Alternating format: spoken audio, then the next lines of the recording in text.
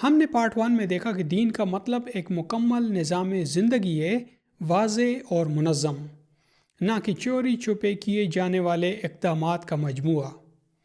نکاح قرآن کے مطابق ایک پبلک اور سوشل کانٹریکٹ ہے جو سوسائٹی میں اعلانیہ طور پر منعقد ہوتا ہے۔ اس کی قانونی حیثیت، سوشل اکاؤنٹیبلٹی اور اخلاقی بنیاد ضروری ہے۔ یہ تصور کہ دین اسلام میں خفیہ نکاح نام کی کوئی چیز موجود ہے، قرآن کے آئین کی خلاف ورزی اور ایک پیور فیبریکیشن ہے۔ سورہ نساء کی آیت 26 اور دیگر آیات میں واضح ہے کہ اللہ نے ہمیشہ ایک ہی نظام زندگی دیا جو تمام انبیاء کے ذریعے مسلسل جاری رہا، اور اس میں شادی ایک واضح، رجسٹرڈ اور مشاہدہ شدہ عمل رہی ہے۔ قرآن حضرت مریم علیہ السلام کے واقعے سے اس حقیقت کو نمایاں کرتا ہے کہ انبیاء کو دیے گئے نظام زندگی میں نکاح ہمیشہ سے یکساں رہا ہے، جہاں قوم کا شدید رد عمل اس بات کا ثبوت ہے کہ نکاح کا مشاہدہ نہ ہونا مطلب نکاح نہ ہونا ہے۔ اگر خفیہ نکاح ہوتا تو ایسا رد عمل نہ آتا۔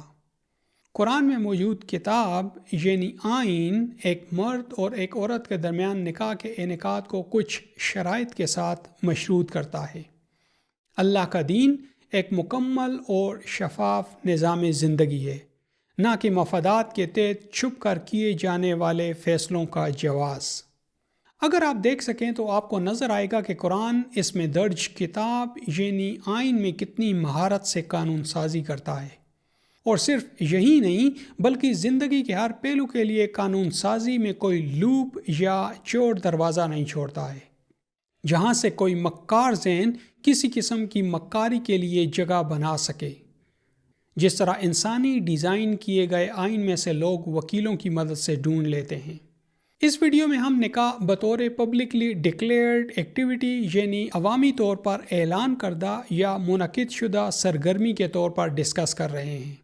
اس آیت میں آئین ایک جائز نکاح کے لیے ضروری شرائط کے ساتھ قانونی اور مالیاتی فریم ورک کو بیان کرتا ہے۔ ابھی تک آپ نے گواہ نہیں دیکھے، وہ بھی ابھی آپ کے سامنے آنے ہیں، ان کی ڈیٹیل نکاح سے متعلق ٹاپک والی ویڈیو میں، بلکہ جو آپ کے مائنڈ میں نہیں ہے وہ بھی آنے والی ویڈیوز میں آپ کے سامنے آئے گا۔ اور یہی چیز ہمیں قرآن میں موجود ایک بہت ہی اہم چیز سے روشناس کراتی ہے، اور وہ ہے تفصیلی تجمیع، جس کا سادے سے انداز میں مطلب ہوگا تفصیلات یا حقائق کے بارے میں ڈیٹا جو ڈسپرس یا منتشر حالت میں ہو، اور جس میں چیزوں کے بارے میں حقائق کو انٹلیکچوئل ایکٹیویٹی یا عقلی تجزیاتی سرگرمی کے ذریعے لنک کرنا مقصود ہو۔ اور قرآن میں یہ ایکٹیویٹی آپ سے سائنٹسٹ لیول کی ذہنی صلاحیت ڈیمانڈ کرتی ہے۔ اور مزے کی بات یہ ہے کہ اگرچہ کہ اس کا دورانیہ سالوں پر محیط ہوتا ہے، یہ ٹریننگ بھی قرآن خود ہی پرووائڈ کرتا ہے۔ نکاح کے رشتے کے لیے کی گئی قانون سازی کی مکمل تصویر قرآن کتاب یعنی آئین میں پزل کے پیسز کی صورت میں پیش کرتا ہے۔ کیوں؟ یہ کسی اور ویڈیو میں۔ وٹنسز یعنی گواہوں والے پہلو کو ہم نکاح والی ویڈیو میں دیکھیں گے۔ ویسے بھی اس خفیہ مشن میں عقل سے پیدل یہ دو رپورٹس تو اس سارے انتظام کا حصہ ہوتے ہیں۔ میں نے انہیں رپورٹس کیوں کہا ہے؟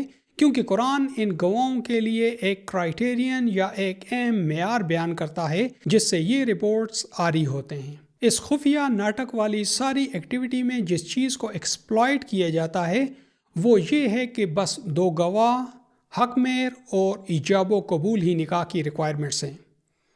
یہ عمل پبلک بھی ہونا ہے، یہ قرآن میں کہیں نہیں ہے، اور یہی وہ اسٹیشن ہے جہاں سے قرآن عقل کے ساتھ اسے اپروچ کرنے والوں کو عقل سے عاری لوگوں سے الگ کر دیتا ہے۔ قانون سب لوگوں میں سے دو کو بطور شاہد یا گواہ ان سب کا نمائندہ بنا کر اور قانونی ڈاکومنٹیشن کے طریقہ کار کے تحت کرتا ہے اور ان کا معیار مقرر کرتا ہے، نہ کہ کوئی بھی عقل سے پیدل دو ڈمیز جنہیں یہ بھی پتہ نہیں کہ اس ساری ایکٹیویٹی کا مقصد کیا ہے بطور گواہ بنائے جا سکتا ہے۔ آپ دیکھیں گے کہ ایک قانونی یعنی اصل نکاح کے گواہ ہر جگہ گواہی کے لیے حاضر ہوں گے اور اپنے رب کے لیے سچی گواہی دیں گے، لیکن اس کے برعکس یہ دو رپورٹس ہمیشہ جھوٹ سے کام لیں گے۔ اب آپ قرآن میں نکاح کے لیے اس جگہ کی گئی قانون سازی کو گواہوں والے آرٹیکل کے ساتھ شامل کر لیں، اور یہ جاننے کے لیے کہ انبیاء اور صالحین کا نکاح کیسا ہوتا تھا اور ایک ویلڈ یا اصل نکاح میں کون سی خوبی واضح طور پر موجود ہوتی ہے، اسے سورہ نساء میں موجود آیت 26 کے لینس سے مریم علیہ السلام کے واقعے کو پھر سے پلے کر کے دیکھیں تو واضح طور پر اس سین میں آپ کو نظر آئے گا کہ قرآن کس پہلو کو ہائی لائٹ کر رہا ہے۔ قرآن جس طرح کسی سین کو کیپچر کرتا اور اسے آنکھوں کے سامنے پلے کرتا ہے، جہاں تک میں نے دیکھا ہے فلم انڈسٹری میں استعمال ہونے والی جدید ٹیکنیک سے بھی اس لیول کو اچیو نہیں کیا جا سکتا، اور قرآن اس ٹیکنیک کو بہت سی جگہوں پر یوز کرتا ہے جنہیں ہم اپنے آنے والی ویڈیوز میں دیکھیں گے۔ یہ شرائط اس تعلق کو صرف ایجاب و قبول، دو گواہوں اور حق مہر تک محدود نہیں کرتی، بلکہ اس میں عوامی اقرار، اخلاقی ذمہ داری اور سماجی احتساب شامل ہیں۔ خفیہ نکاح در حقیقت پوشیدہ تعلقات کو صرف ایک شرعی لیبل لگا دینا ہے، جیسے نالی کے گندے پانی کو اچھی سی پیکنگ میں پیک کر کے اس پر زمزم کا لیبل لگا دینا۔ قرآن میں موجود کتاب یعنی آئین ایک مرد اور ایک عورت کے درمیان نکاح کے انعقاد کو کچھ شرائط کے ساتھ مشروط کرتا ہے۔ قرآن نکاح کو ایک آزادانہ اجازت نامہ یا فری لائسنس بننے کی ہرگز اجازت نہیں دیتا کہ کوئی بھی محض پیسوں، دو رپورٹس اور ہم راضی ہیں کہ ہلکے سنگیت کے ذریعے آ کر اسے حاصل کر لے۔ آئین ایک نہیں 4 شادیوں تک کو پرمٹ کرتا ہے، مگر اس کے استعمال کو گہری ذمہ داری، اخلاقی شعور اور ذہنی بالیدگی سے مشروط کرتا ہے، اور اس پر سختی سے کاربند رہنے کا مطالبہ کرتا ہے۔ اگر نکاح کے لیے صرف یہی 3 قانونی تقاضے ہی ہیں تو ایک نائکا کے کوٹھے پر یا ریڈ لائٹ ڈسٹرکٹ میں تو یہ سب تقاضے اس سے وافر مقدار میں موجود ہوتے ہیں۔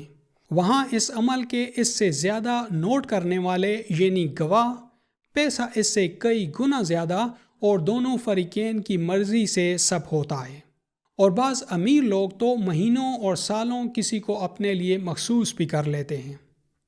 یاد رکھیں یہ عمل نکاح تب بنتا ہے جب آئین میں موجود رولز کے مطابق انجام پائے گا، ورنہ نہ وہ گواہ قانونی گواہ ہوں گے، نہ وہ پیسہ حق مہر بنے گا، اور نہ ہی دونوں کی مرضی نکاح ایگریمنٹ کے ایجاب و قبول کے درجے کو پہنچ پائے گی۔ اب کتاب میں مکنون یعنی قانون بنائے گئے نکاح کے نظام کو اٹھائیں اور اسے عملی زندگی کے منظر پر رکھ کر دیکھیں تو آپ پر واضح ہوگا کہ نکاح کی اجازت دراصل ایک ذمہ دارانہ معاہدہ ہے، نہ کہ ایک آزادانہ لائسنس۔ آپ دیکھیں گے کہ بہت سے لوگ یا تو عام لوگوں اور اپنی بیوی بچوں سے چھپ کر خفیہ نکاح کے نام پر اس کو خفیہ تعلقات کے لیے استعمال کر رہے ہیں، اور اس کی لازمی بنیادی پیشگی شرائط کی دھجیاں اڑا رہے ہیں، اور کئی ایک عام زندگی میں اور سوشل میڈیا پر سرعام بیہودہ حرکتوں کے لیے اس کی لازمی شرائط کی کھلی خلاف ورزی کر رہے ہیں۔ تب آپ کو اندازہ ہوگا کہ آئین میں درج کتاب کی قانون سازی کی اصل اہمیت کیا ہے۔ قرآن یہی نہیں رکتا ہے، چلیں ایک اور پوائنٹ دیکھتے ہیں۔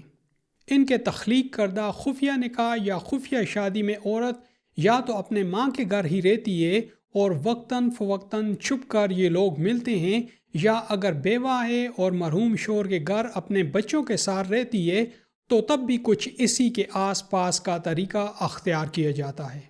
اور بعض لوگ کسی عورت سے یہ تعلق قائم کرتے ہیں تو اسے خفیہ طور پر کسی دوسری جگہ رکھتے ہیں۔ کیا اصل نکاح میں بھی عورت اپنی سہولت کے حساب سے اپنی ماں کے گھر یا اپنے کسی مکان میں یا اپنے بچوں کے ساتھ رہ سکتی ہے، یا جیسے وہ سہولت محسوس کریں؟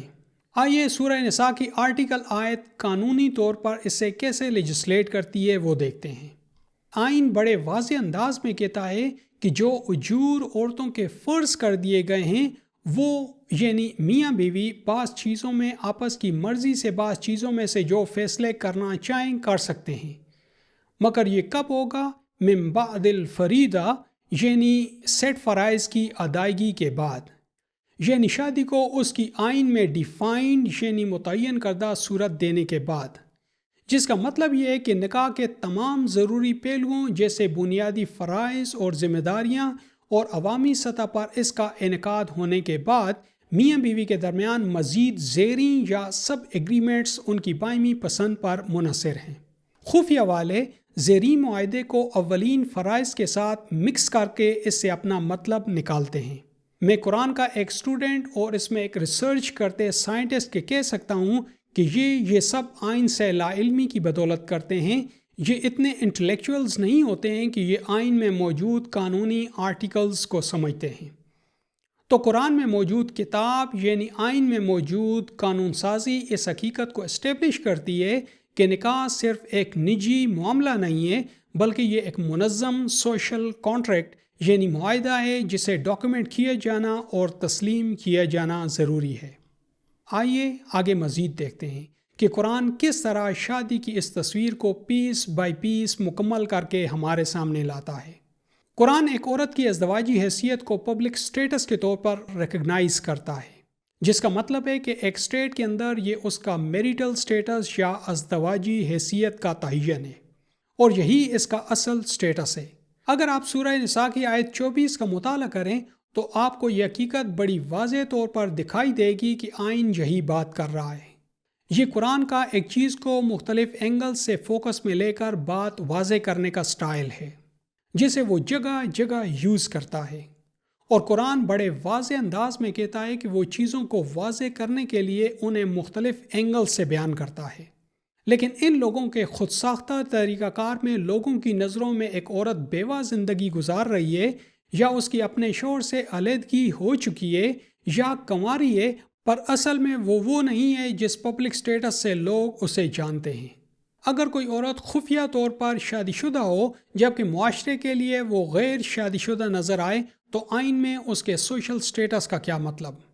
اگر آپ قرآن کو اسٹڈی کریں تو آپ دیکھیں گے کہ احکامات پر عمل کی بات آئے تو اللہ اپنے آپ کو مومنین کے ساتھ شامل کرتا ہے اور عام لوگوں کے ساتھ دورے انداز میں ڈیل کر کے انہیں چیٹ کرنے کو اپنے ساتھ دھوکہ قرار دے کر اس کے خطرناک نتائج کے بارے میں وارن کرتا یعنی خبردار کرتا ہے۔ قرآن اس رویے کو کس کیٹیگری میں رکھتا ہے اسے ہم ایک اور ویڈیو میں دیکھیں گے۔ کچھ اور بھی وضاحت چاہیے؟ ضرور، مگر وہ نیکسٹ ویڈیو میں۔ اپنا قیمتی وقت دینے کے لیے آپ کا بہت بہت شکریہ۔